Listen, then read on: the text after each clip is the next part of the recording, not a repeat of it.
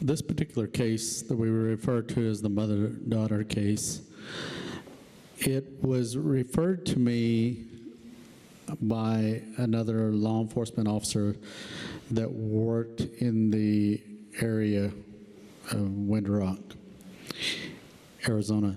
He had approached me and he had said, Stan, he said, do you and your department still investigate these kind of cases, you know, UFO cases and stuff? And I said, it depends on the case. And I said, yeah, we do. And he goes, well, he said, my wife and my daughter had an experience just a few days earlier. And he said, I think they really need to talk to somebody, you know. So I said, sure, I'll come out, meet with them. And so with that, I went out and met with both the mother and daughter. What they described was that they were coming home late one evening. It had already started to get dark, and they were on one of these long stretches out on the Navajo reservation. And so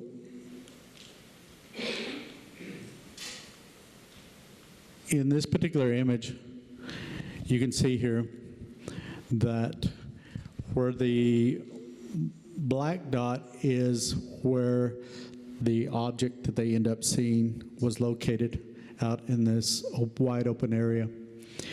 This roadway right here runs all the way back down like this and then goes out like that. So they had gone to town and they had done some grocery shopping and they were headed home that evening. And so the daughter was in her early 20s, and she was in the passenger seat of their SUV, and the daughter was listening to her headphones. And so as the mother's driving on this stretch right here, when she got to where this yellow arrow is, she said she's seen this object out in the open area. And what she described was just really a string of white lights. And so at the orange arrow, she got the attention of the daughter. She said, what is that? What is that? So she got the attention. The daughter took off her headphones and looks up. And so when we're at the orange arrow, they see this object out there where the blue light is, or blue arrow is, and it's just out there on the range. And there's no houses, there's really no electricity in this immediate area at that time. So they're watching, and what they described was a row of white lights that was about 100 yards long, just out on the horizon. And as they were watching and they were driving, all of a sudden those lights rose up. And they said this is about 100 yards long, and it's about the height of a 3-story building.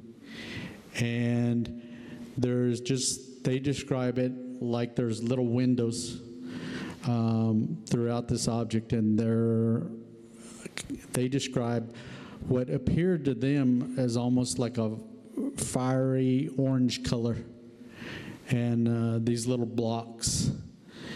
And they're watching, and the mother tells the daughter that she wants to drive out there toward the object off the highway, and the daughter said, no. She said, I had a dream like this the other night. And she said, don't go out there. So the mother just stayed on the highway but slowed down to stop, and they watched. And then they said they couldn't tell whether it was actually on the ground or just hovering above the ground.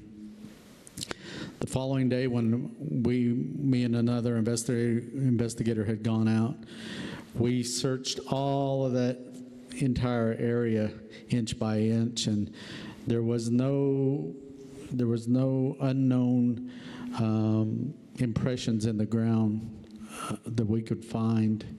So apparently whatever this was just hovering above the ground. So as they're watching, they said it made this bright flash, and then there was a black dome where this object had been.